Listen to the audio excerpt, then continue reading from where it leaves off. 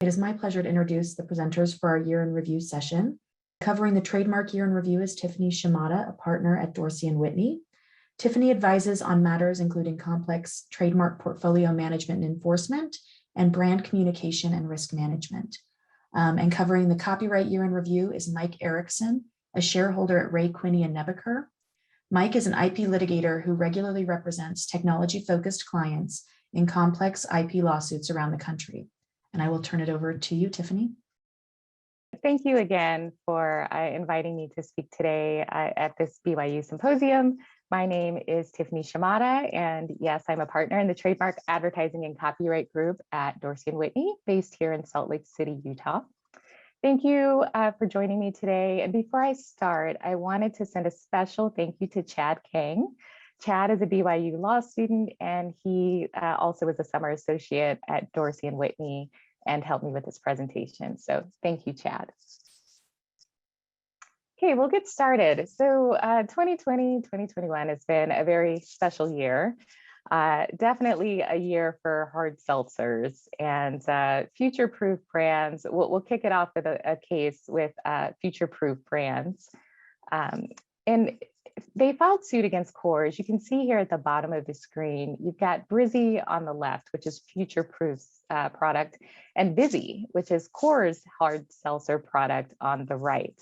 And future-proof sued Coors for trademark infringement, claiming that there was a likelihood of confusion and that Coors' Vizzy was very confusing with its mark Brizzy. Well, the Fifth Circuit affirmed the district court's denial of future-proof's motion for preliminary injunction, finding that the district court did not abuse its discretion in determining that future-proof could not show a likelihood of success on the merits of its likelihood of confusion claims. And in particular, the court noted that neither company was the first to use a carbonated, neither was the first to use an Izzy type or fizzy type of mark with a carbonated beverage.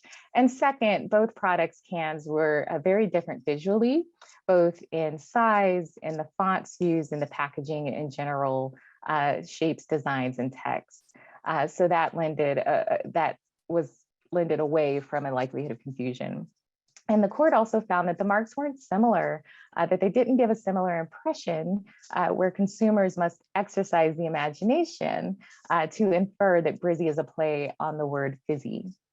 And the court also reasoned that Brizzy was somewhat weak in the context of the market overall. Izzy is a root word of fizzy, and a lot of third parties used similar marks. So that in the context of everything else, again, the court did not find any confusion. And there was actually an instance of actual confusion in this case. A wholesaler had mixed up the two names, but the court said that that's not enough. A fleeting mix-up of two names is not evidence of actual confusion. What you need is evidence of actual confusion that sways a consumer's purchases. Moving on from hard seltzer to chocolate, which was also big this year. This case, Izaki Glico Kabashika Kaisha versus Latte, is a Third Circuit court case. Pocky and Pepero, as you can see from the packaging pictured here on the slide, make these little chocolate wafer snack products with room on the end to actually hold the stick and to be able to eat the chocolate without making a mess. So both are, again, cookies coated with chocolate, and they either have flavored cream or crushed nuts. Pepero came along much later, but they may be indistinguishable to the average consumer if you weren't able to look at the packaging and you just looked at the sticks, the product itself. Well, below, the district court granted summary judgment for Latte, holding that because Pocky's product is functional in nature, it's not protected trade dress. And the Third Circuit Court affirmed. The court noted that while patent law protects useful designs, trademark law excludes them from protection, and trademark law should not be extended to protect all of a product's features. The court clarified that functional features need not be essential, they can be merely useful. And the court held that Pocky's trade dress is functional in this instance because it is useful. It's a useful feature of the design to make it a better snack and that you're not getting chocolate all over your hands. Also, what did not help Pocky was the fact that they had marketed their convenient design in their ads, and particularly the no mess handle of the stick. And it makes it easier for multitasking without getting chocolate on your hands. All of these statements really worked against Pocky in trying to show that its design was not functional. And what's chocolate without cheese? In this TTAB ruling in 2020, we had an interprofession which applied to register the mark Le Gruyere as a certification mark, for cheese. And U.S. Dairy Export Council and numerous other parties collectively opposed the certification mark registration, claiming that it was generic. Interprofession sought to register the mark in accordance with Federal Council of Switzerland's decree and the protected designation of origin that Gruyere would be geographically associated with Switzerland and some parts of France where the cheese has been made for hundreds of years. Well, the board considered the opposers' evidence of various uses of the term Gruyere in a generic sense in describing a type of cheese, regardless of the country of origin. They looked at dictionary definitions, articles, excerpts from articles, government regulations, statistics, etc. And importantly, the board relied on CFR 21 CFR 133.149. What is that? That's the FDA standard of identity for Gruyere cheese. And in that standard, it identifies the ingredients and production standards for the cheese, but it does not limit the cheese to a particular geographic source. So that, plus all the evidence, allowed the board to sustain the opposition. They held that Gruyere is in fact generic and that it can't be limited to specific countries of origin. And finally, to round out 2020, Tiger King. The California District Court granted Netflix's motion in this case to dismiss when Jackson, who's the founder and publisher of the magazine Hollywood Weekly, alleged infringement of its marks, Tiger King and Hollywood Weekly, as they were used in Netflix's popular docuseries Tiger King. Now, Jackson further alleged copyright infringement, also based on Netflix's unauthorized use of the phrase Tiger King and 4 of the covers of the magazine, which were shown in the docuseries, 2 of which are shown here on the slide. We're going to limit our discussion today to just the trademark claims because they're really interesting. Now, of course, Jackson asserted trademark infringement. Netflix argued, however, that it was really important to protect its First Amendment rights, that those rights outweighed any public interest in avoiding perceived consumer confusion between Tiger King as used by Jackson and Netflix as used in its docuseries. And they relied on the Rogers test. And the Rogers test it's a 2-pronged test. And the first question under the Rogers test is there an artistic use of the work that gives it some merit? If there is, then it doesn't violate the Lanham Act because essentially it's not actionable. The artistic relevance of the work is really what is important there. And then second, is there a misleading use of the term such that a consumer would understand the use to be a designator of source or mislead as to the content of the work. And the court found in this instance that the Rogers test did apply to both of the claims or to all of plaintiff's claims, and that Netflix's use was protected under the First Amendment by both prongs, and that Netflix did not make any explicitly misleading statements to indicate that it was the source of the rights to Tiger King. And without such a statement, the court held mere use of the trademark itself is protected under a Rogers type of analysis. We'll look at Rogers as it's been applied later, but a very interesting case here. We also had a really colorful holding in the federal circuit in 2020. In Reforney, is a really important case for trademark prosecution attorneys because it really helps to clarify when colors on a product and as used on product packaging are protected trade dress. Now, in this case, Forney tried to register its color mark, which is pictured here on the screen, along with the description of the mark as it was described in the application. And if you'll notice in the description, there's not a limitation to how the colors are applied. The border is not a solid border, indicating that the color may be applied, however, on the packaging without a limit. And so Forney tried to get this ombre color packaging protected as trade dress. And the TTAB really, they held in Forney's favor, or actually the Federal Circuit overturned the TTAB ruling that this was not protected trade dress. And the board specifically noted in its decision here that a color mark without a definitive border could not be inherently distinctive. That's what the board had ruled below. And in essence, the applicant would have to present some evidence of acquired distinctiveness in order to register this type of trade dress, this type of color mark. Well, the Federal Circuit disagreed, and they noted that the board went too far in its holding, that colors can be inherently distinctive without a showing of acquired distinctiveness when used on product packaging. And while the product shape itself cannot be inherently distinctive, the packaging can in fact be so. So again, a really important case for prosecution of color marks. Next, we'll talk about Booking.com. This case was in the news. It caught everyone's attention in 2020. And interestingly, this was the first US Supreme Court case in history argued by telephone because of the COVID-19 pandemic.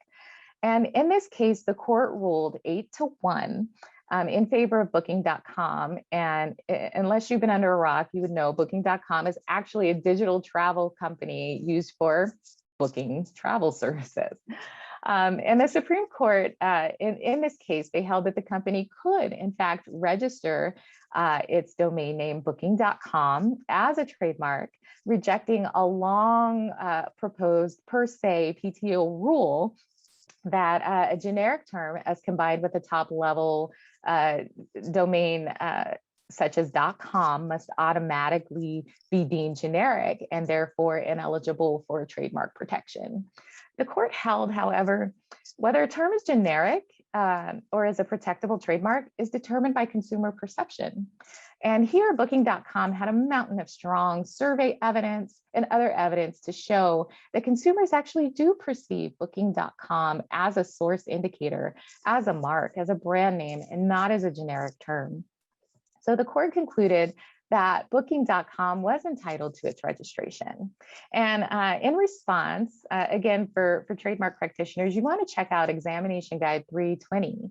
I put a quote here on the slide, and essentially it's basically what the court decided, which is if you have strong evidence that there's consumer perception that a generic mark plus a top level domain is in fact a brand or is a source designator, then that must be considered. But without that, then the term would be considered generic and thus unprotected, not able to obtain trademark protection.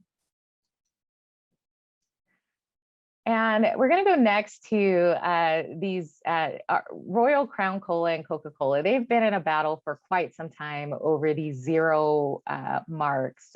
Coca-Cola applied to register numerous beverages with the zero moniker: Coke Zero, Cherry Coca-Cola Zero, Powerade Zero, etc. And RC argued that Coca-Cola should have to disclaim the term zero and oppose the applications on that basis. Well, on appeal in 2018, the Trademark Trial and Appeal Board dismissed the opposition, citing a lack of evidence that the term zero is generic for the term 0 calorie or 0 sugar. Well, on appeal, the Federal Circuit vacated and remanded after concluding that the board had applied the incorrect legal standard for what is generic. On remand, the board started to review a new study on, in fact, whether the zero mark is generic. And Coca-Cola suddenly filed its motion to amend the applications to disclaim zero at that point. And the board approved the disclaimers and the oppositions were summarily dismissed. Well, Royal Crown appealed after this happened. First, they were concerned that Coca-Cola could potentially expand the scope of its current marks and requests. And what they did was they requested a formal opinion explaining that zero is in fact a generic element. And they also argued it was improper for the board to dismiss the case post-trial based on an opposed amendment. Well, the Federal Circuit affirmed, actually said, you know, RC, you got what you wanted. The requested remedy and the case is now moot. And with regard to Royal Crown's concern about a potential expansion, Federal Circuit said, you know what, that's really speculative. So I think we have seen the last of the zero litigation, but who's to say? We might be back next year talking about another zero case. This is an interesting case. It's a newer case before the board, again involving Coca-Cola versus Minaxi, and it involves Coca-Cola's products, which had been sold in India for years under very well-known marks, Thumbs Up and Limca. And Minaxi actually registered these marks, no relation to Coca-Cola at all, registered these marks in the US as colas and other soft drink products. And Coca-Cola petitioned to cancel them, claiming that Minaxi was attempting to deceive US customers into thinking that these are in fact US versions of its popular products sold in India.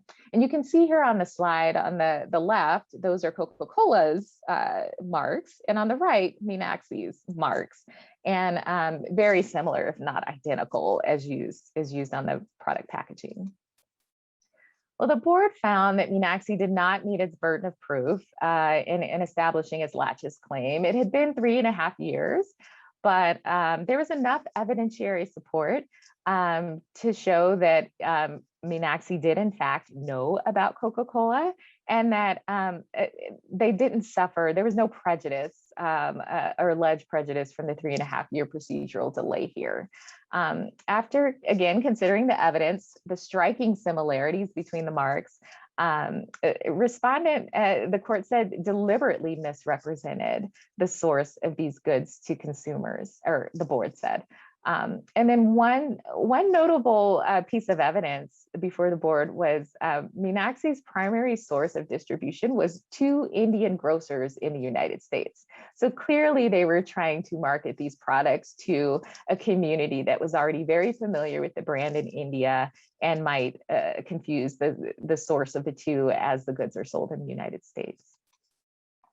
This case, Tiffany & Co. versus Costco, is another case in 2020 that has been with us for some time. And I'll just give you a very brief background here. Costco used on its point of sale signs and jewelry cases the word Tiffany in connection with the sale of diamond engagement rings. And Tiffany sued Costco for trademark infringement. And the trial court granted Tiffany's motion for summary judgment, and Tiffany was ultimately awarded $21 million, and that was back in 2017. Well, on appeal to the Second Circuit, the trial court's judgment was overturned. And the circuit court found that Costco had actually presented some good evidence here, creating a genuine question as to whether or not there was truly any likelihood of confusion. As an example, there was evidence that Tiffany, in addition to being a brand name, is a widely recognized descriptive term for a particular style of pronged ring setting, appearing in advertisements, dictionaries, trade publications, and other documents. So a reasonable jury, they said, could conclude that Costco's use of the word Tiffany was not likely to confuse customers.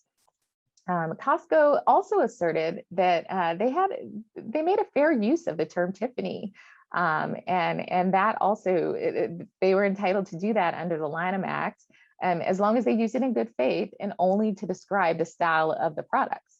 So the court has vacated the district court's judgment and remanded the case for trial. So this one is to be continued. Next, we have the infamous Satan shoes case of 2021. This case was filed and immediately hit the news waves because it was not only rolled out as part of a press release by a very famous musician, but it also involved a very popular brand, Nike, and a shoe, a very well-known shoe that most sneakerheads really love.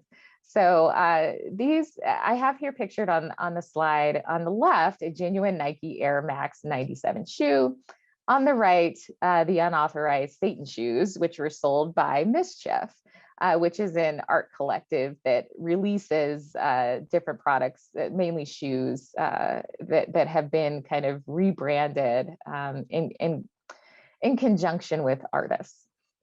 So there were 666 pairs of these shoes made.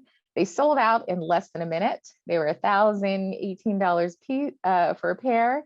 They were embellished with red ink, custom stitching, a pentagram charm, and allegedly a drop of blood in the bottom of the shoe.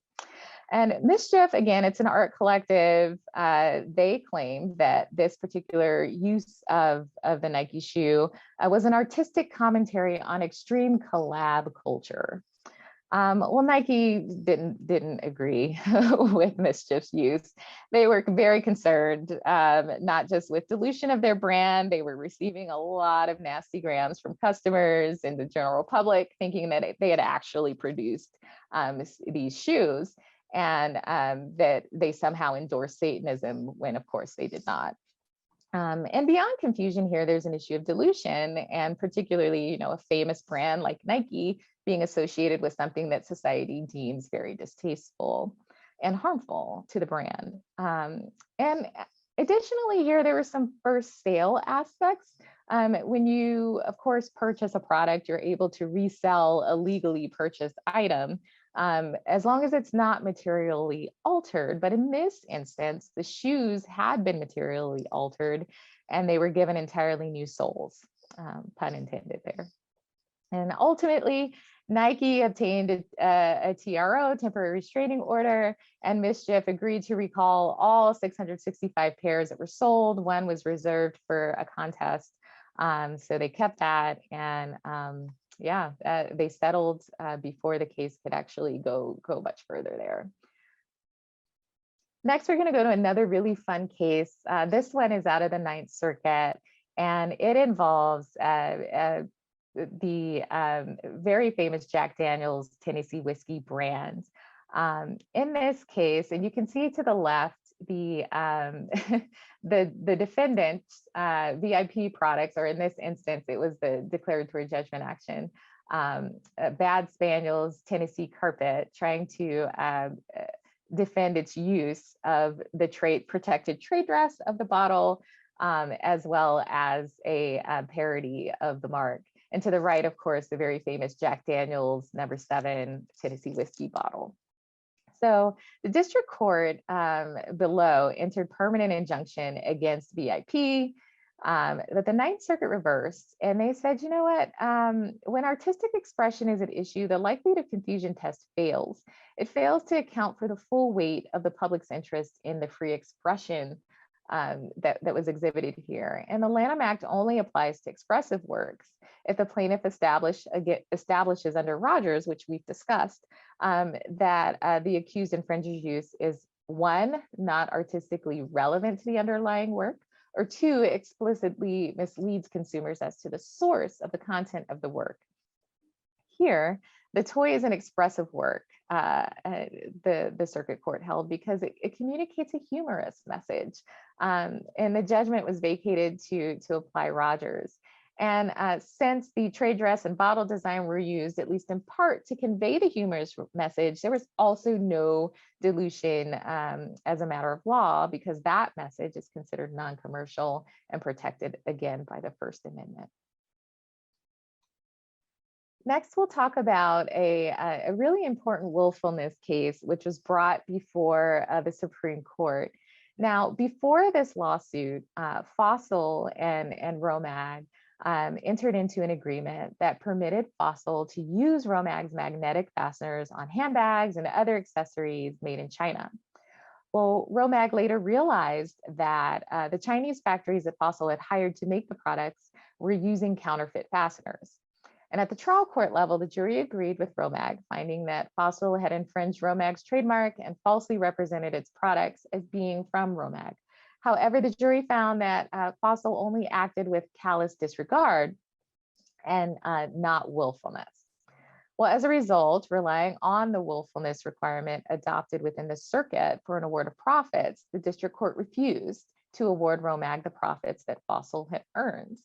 And the federal circuit affirmed the district court's decision on appeal, and Romag then appealed up to the Supreme Court.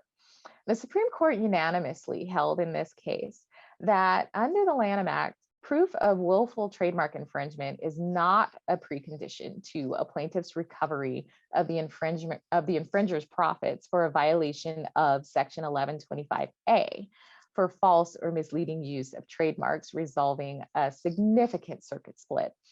And as you can see here on the slide, it was about a half split here between the circuits that thought that willfulness was required for an awarding of profits and willfulness wasn't.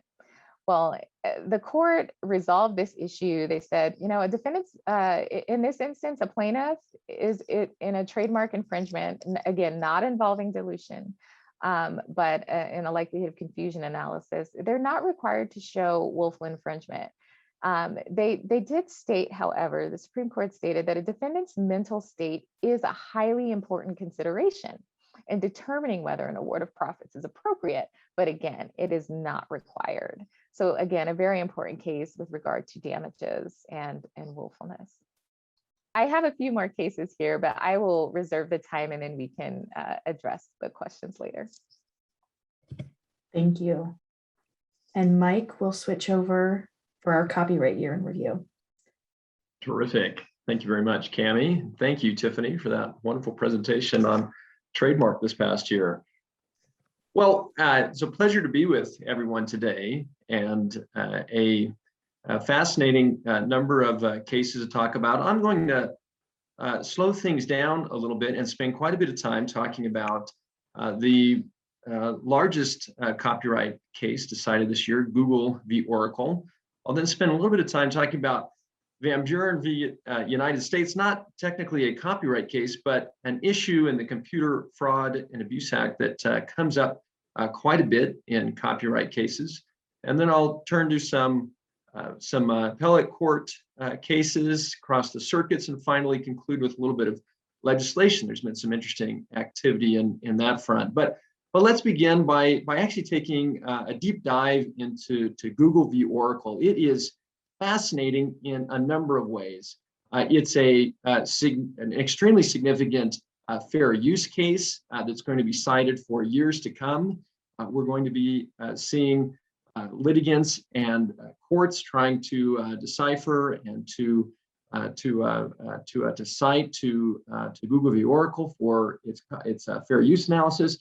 This case is fascinating, of course, from being a big multi-billion-dollar lawsuit with tech behemoths, and it's a very fascinating technical case, and maybe particularly fascinating to those who may have had some experience in computer software, like myself as a young student in the 90s, as a pre-law school computer science student who was learning about Java for the first time. And that's really where this case begins. It's with Sun Microsystems and their development of Java.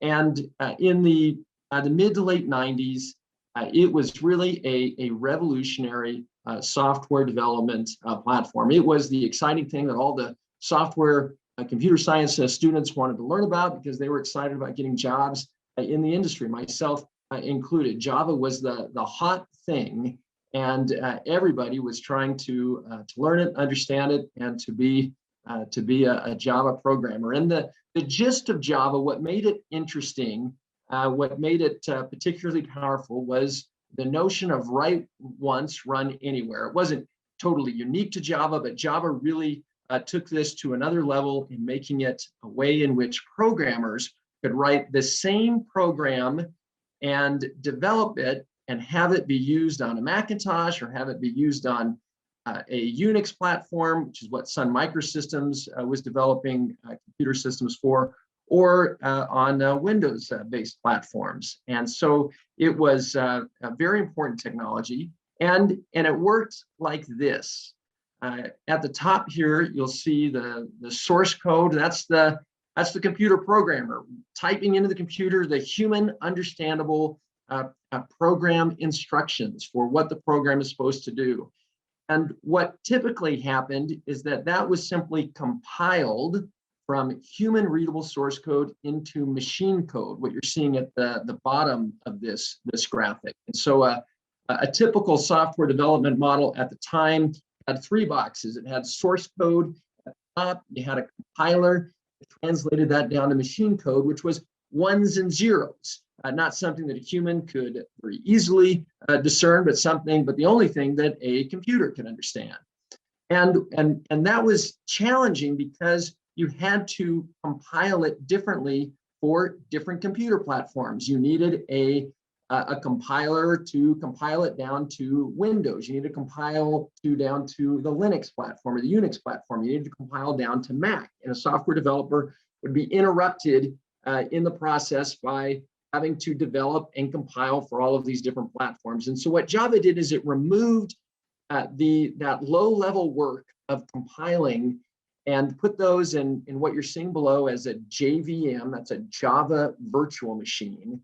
And it allowed the programmer to simply write one set of code. Not if you were seeing this in the old model, what you would see is source code. You'd see 3 boxes of source code at the top, and then you'd see 3 compilers, and then it would be down to machine code.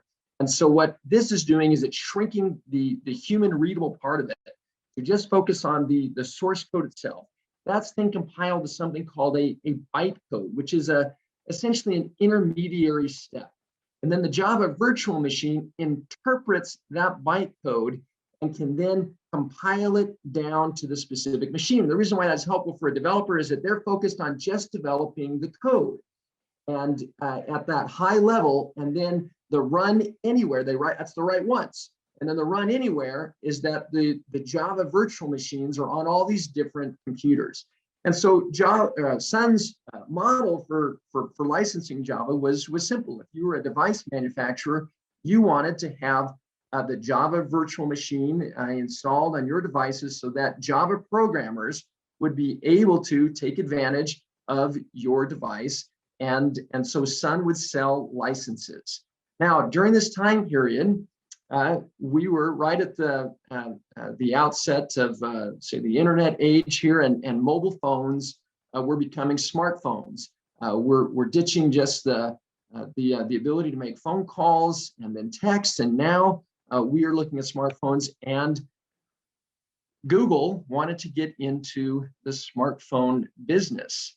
And what Google's model was, what their idea was, that is if they can make an operating system that in a similar way, that it's operating on all these different devices, and they can have programmers that have learned Java and that want to program for these different mobile devices. If they have the same operating system that they can design their programs for on the mobile devices, then Google can try to corner a market for operating systems. And the reason why that's significant for Google is that if Google can get onto the operating systems of these devices, then it can have influence over the browsers or over the email programs that are installed, and potentially even collect data at the operating system level. And so Google made a big push to develop the Android operating system, and it approached Sun and had some conversations about licensing the Java technology so that essentially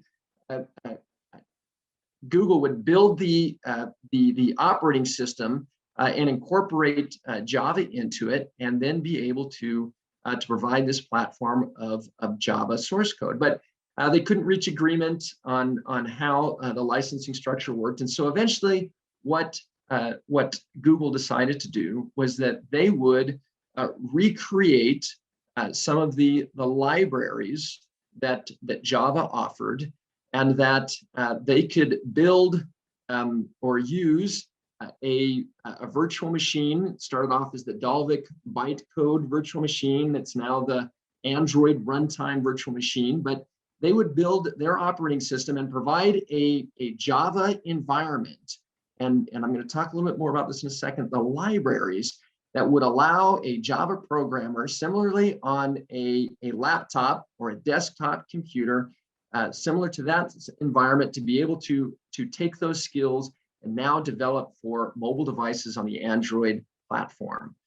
And so a library in a computer programming language, and this is another part of what made Java really significant, is that Java came with a large, really unprecedented amount of libraries for a developer to access. And the best way to think about a library is actually a description that Justice Thomas gave. Well, the best way for, I should say, for the legal world to think about what a library is Justice Thomas says, well, look, what this really is it's the same thing that we do in the law when we define a term.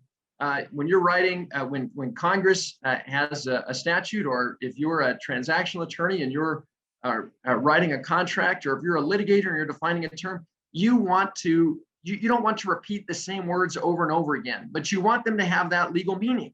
And so you might have a 300 long definition of refugee in the United States Code, but we define it once, and then every time that refugee is used, then those words, essentially the 300 words, are known to be in that word. And that's what a library is. It allows a programmer to access, in a very succinct amount of code, a large amount of code.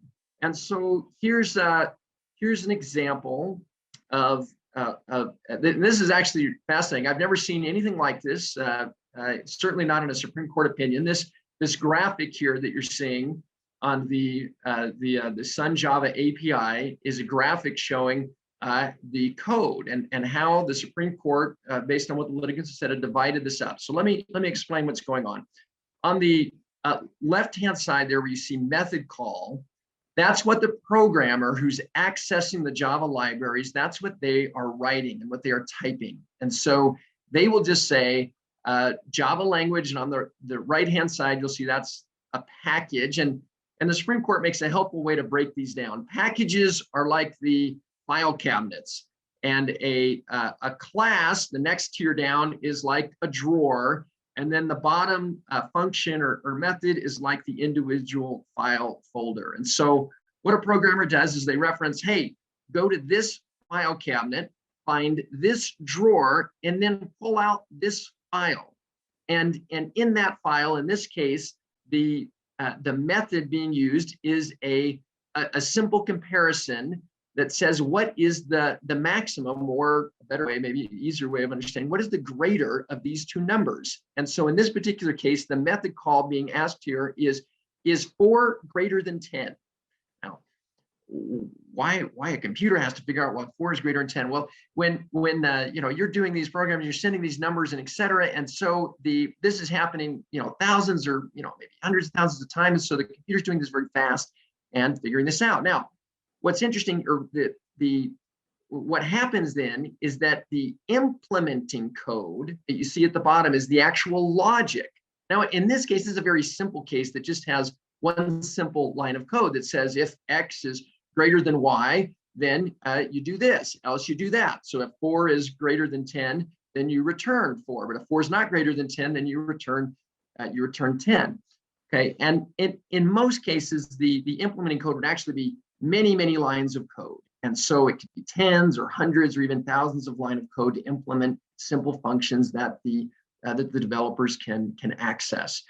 And so what Google had to do is they knew they couldn't just go and copy all of the implementing code of the Java library. That would be clearly copyright infringement. Everybody would have, it would have been a simple case, and there would have been, a big $1 billion check written by Google to Oracle. There wouldn't have been any doubt about it.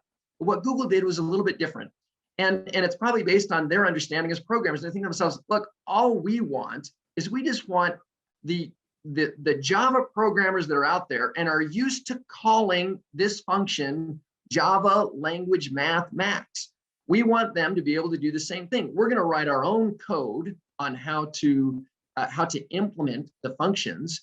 And maybe they switch it up and they say it's if y is greater than x, then you return, y else. And they do something different. They do something on their own. They don't copy the source code of the Java implementing code. But what they want is they want Java programmers to come and use the Google API set and to be familiar. So they don't have to learn a new, instead of Java lang math max, you'd say Google math greater.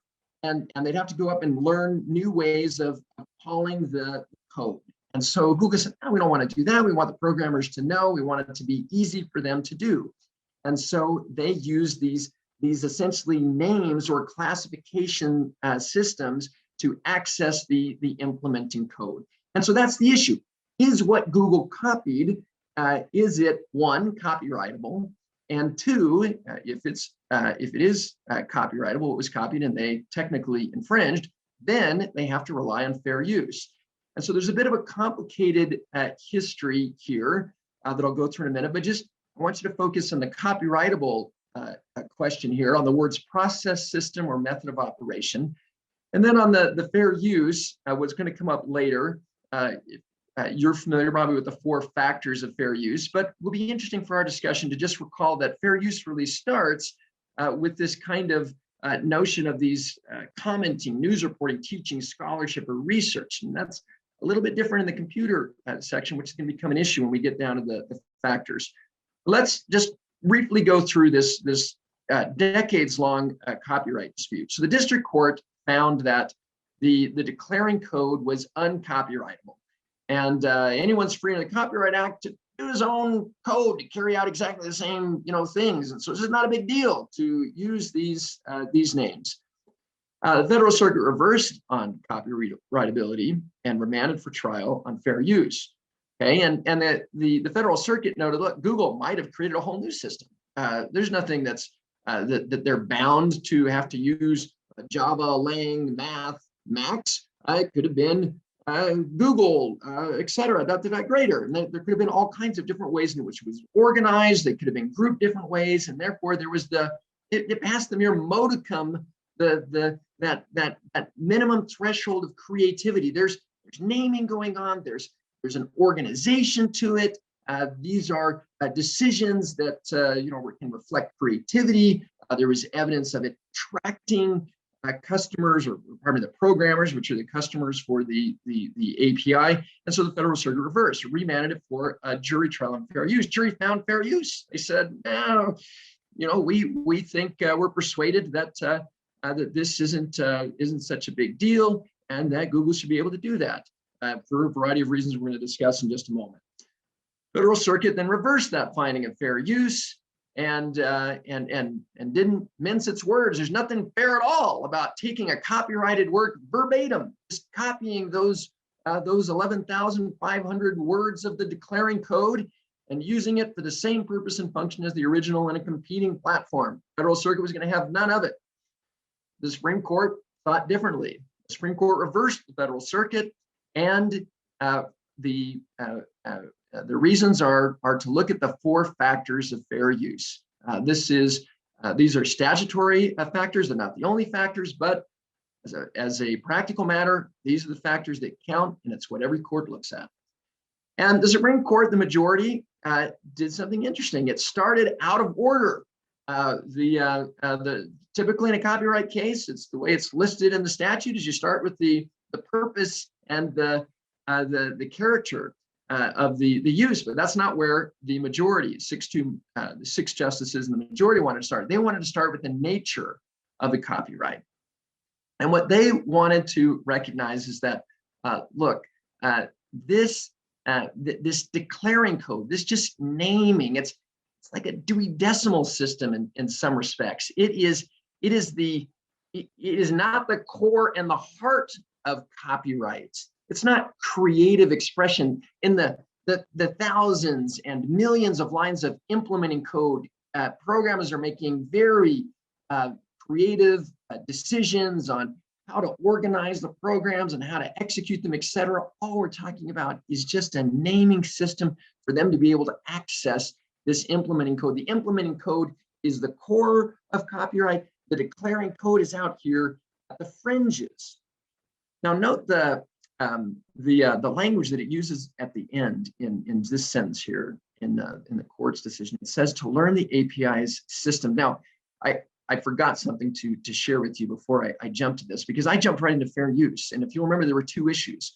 Well, the majority sidesteps the first issue. They say, well, look, we can just assume for purposes of argument here that it's copyrightable because we think there's a fair use. Therefore, it doesn't matter whether or not it's copyrightable. But what's interesting about it is that over and over, we're going to see some moments when the court is falling back a little bit and relying on, in essence, that it's not copyrightable. And so there's a bit of tension here because the court's assuming that it is copyrightable, but its analysis in the fair use uses words like system or operation, things like systems, processes, and methods of operation that are not copyrightable. And so we see it cropping up here for the first time and saying that, well, all that's happening here is this computer programming. They're the ones taking the effort. They're the ones who are investing the value in this to learn the API system. It's not about Java. It's not about the creativity of Java. It's just that they're used to it. That's all that's going on. Next factor is the purpose and character of the use. And here, the majority's opinion becomes a little bit suspect to attack from the dissent. So the majority has to recognize that it's the same reason. Google copied portions of the Sun Java API for the same reason that Sun created those portions. Namely, programmers have got to find the implementing code. They've got to find the names for that. And so, but then they say, well, that's not the whole to it. And here, Sun opened up new products Google opened up new products that Sun wasn't getting to. They're getting into the mobile, market, et cetera. Well, if you're an aficionado of fair use law, that's a little bit hard. It's a little bit hard to take. And Justice Thomas does a very good job of exposing some of the weakness in the majority's opinion on this particular fact. And he points out, this is a quotation back to Campbell, the quoted section here, guided by the examples of fair use given in the preamble of 107. Now, these aren't hard and fast rules, but it gets at the nature of what fair use is about, how it originates historically. It's about criticism, comment, news reporting, teaching, scholarship, or research. You're taking something and you're using it in an entirely different context. And so the Justice Thomas and Justice Alito, their point is, well, look, it's obvious here you're using it in the same basic computing. You're just going from big computers to little computers, and that's not particularly transformative. And the majority's opinion really has to strain to make it transformative, and comes under some criticism from commentary, not only from the dissent, but commentary from commentators since then. So there's some tension there in that factor. Okay, let's move on to number 3. That's the amount and substantiality of the portion. Now here the big numbers are 11,500. That sounds like a lot, and it is a lot. It draws attention. That's the amount of declaring code. But it's relatively insignificant when you consider the 2.86 million lines of the total code, including the implementing code. And so it gives you the sense that, well, this declaring code, these names, this Dewey Decimal System, in essence, for finding the functions of the software, it's really small, and it is comparatively small.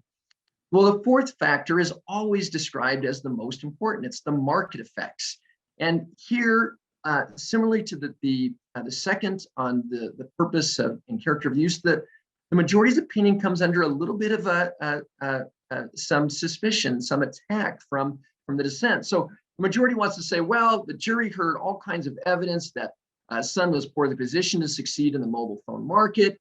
Android was not a market substitute for Java. And Sun even saw a benefit to the broader use of Java on the mobile platform because Sun wasn't going to get there. Okay, well, the problem with that, the difficulty with that is that this happens all the time. if you've written a fantastic book, well, you're not likely to be in position to make that book into a movie, but you license it to someone who can. And the dissent points this out, and the majority is forced to say, well, we recognize Google did make a lot of money from the Android platform. So Justice Thomas in dissent, he says, look, there are all kinds of problems with the majority's reasoning here. Amazon, before they got a cost-free Android, they had a huge license for the Java platform, and that was just completely eroded underneath them. Google interfered with opportunities for Oracle, Sun's successor, to be able to license the platform to developers of smartphone operating systems. And now what the dissent's missing, though, is this, and that is the licensing. That the real effect is just a cost-free operating system, because Google is just handing these out for free because they want to be in the browser. They want to have the control over the browsers. So if Google had changed and adopted different naming conventions, it's likely that there still would have been the same pressures on the licensing. So that's a little bit where the dissent goes astray. So the majority picks up on this without directly referencing the dissent, but they're recognizing, where is the profitability of the Android system come from? Is it coming from the actual value of those names and that Dewey Decimal System of accessing and finding them? No, and what it really comes from is just that Java programmers have been using it for a number of years, and they're used to it.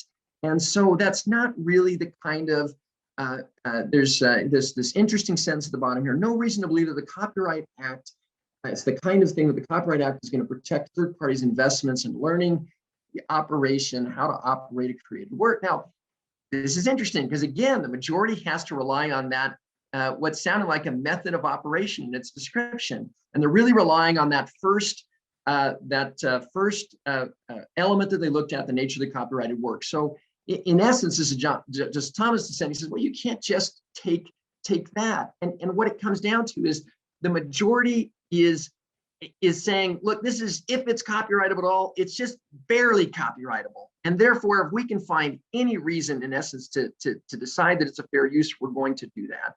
And it's a decision that I think those that are familiar with APIs and the development of them, I think they intuitively understand.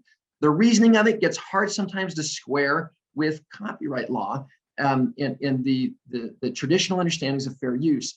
But as a principle, it's so barely copyrightable that it's understandable why the majority makes the decision that it does. Well, that was a big, long description of Oracle v. Google.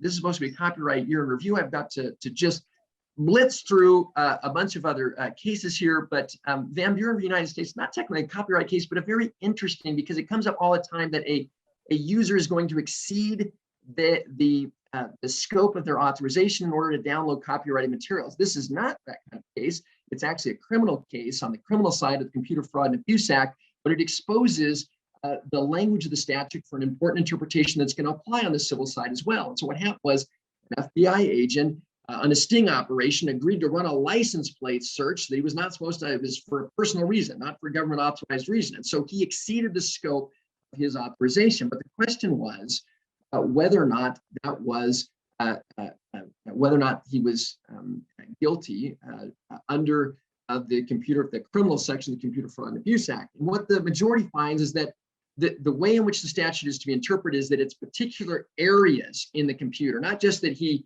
used a search that he was not authorized to search for a personal reason. He actually had to go into a computer somewhere he was not authorized to use. And that significantly limits the scope of the Computer Fraud and Abuse Act, because this happens all the time, that someone wants to gain leverage over an employee, for instance, who has exceeded the scope of their authorization by using a personal reason to go and look up some information and some heavy penalties, potentially even criminal penalties. And so it cabins that into what we more generally understand as hacking. Someone hacking into a computer that they're not authorized to use, or they have authorization to use it, but they don't have authorized to use certain parts of it, and that they hacked into that part. Okay, just a few quick cases here. The Desire versus Mana Textiles. This is a little bit hard to describe very quickly, but it is an interesting case on multiple statutory damages in the cases of joint and several liability. And the short of it is that there's a tension here in suing multiple people because you may be limited to a single statutory damage award. Thank you, Mike and Tiffany, for excellent presentations. A lot going on in the past year in trademark and copyright case law. Thank you, Mike and Tiffany, so much. Thank you.